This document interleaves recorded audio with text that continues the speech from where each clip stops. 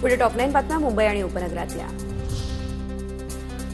मुंबईमध्ये 2025 मध्ये एसटी अत्याचार कायद्याअंतर्गत 80 गुन्हे दाखल, ज्यामध्ये 74 अनुसूचित जाती आणि 6 अनुसूचित जमातींशी संबंधित गुन्हे दाखल। एकूण 229 आरोपींपैकी केवळ 62 जणांना अटक। विनयभंग आणि अपहरणासारख्या प्रकरणांमध्ये अनेक आरोपी हे अद्यापही फरार असल्याची माहिती। मुंबईच्या वरळीमधील जलतरण तलावाचे नामकरण हिंदुहृदय सम्राट बाळासाहेब ठाकरे जलतरण तलाव असं नाव ठेवलं। मुंबई पालिकेने या नावाला मंजुरीही दिली।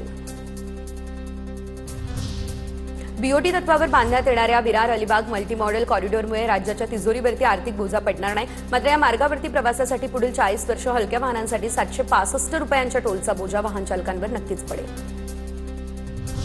पनवेल रेल्वे स्थानकाच्या प्लॅटफॉर्म क्रमांक 7 वरील लिफ्ट कोसळली, 4 प्रवासी अडकले। रेल्वे प्लॅटफॉर्मवरील लिफ्टमध्ये सुरक्षेचा प्रश्न ऐरणीवर।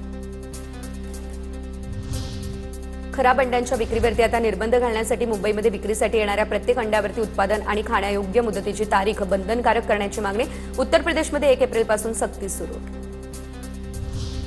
बोरीवलीमधल्या नामांकित चष्म्याचं दुकान वादाच्या भोवऱ्यात। दुकानात कपाळावरती टिळा आणि टिकली लावण्यास बंदी घातल्याचा आरोप। भाजप कार्यकर्त्यांनी दुकान बंद करत चाव्या पोलिसांकडे दिल्या। बोरीवली पोलिसांकडून अधिकचा तपास या संदर्भात सुरू। मुंबईकरांवर पाणी कपातीचं संकट, धरणांमधील साठा केवळ 32% पोहोचला। पाणी कपात टाळण्यासाठी मुंबई महापालिका आता राज्य सरकारकडे राखीव कोट्यातून पाणी देण्याची विनंती करणार। टिटवाळ्यामध्ये ड्रग्ज रॅकेटचा भांडाफोड, कल्याण ग्रामीण पोलिसांचा ड्रग्ज रॅकेटवर छापा। अँटी नार्कोटिक्स सेलच्या सापळ्यामध्ये ड्रग्ज क्वीन अटकेत, छापेमारीमध्ये 5 कोटींच्या एमडी ड्रग्ज गोळ्या जप्त।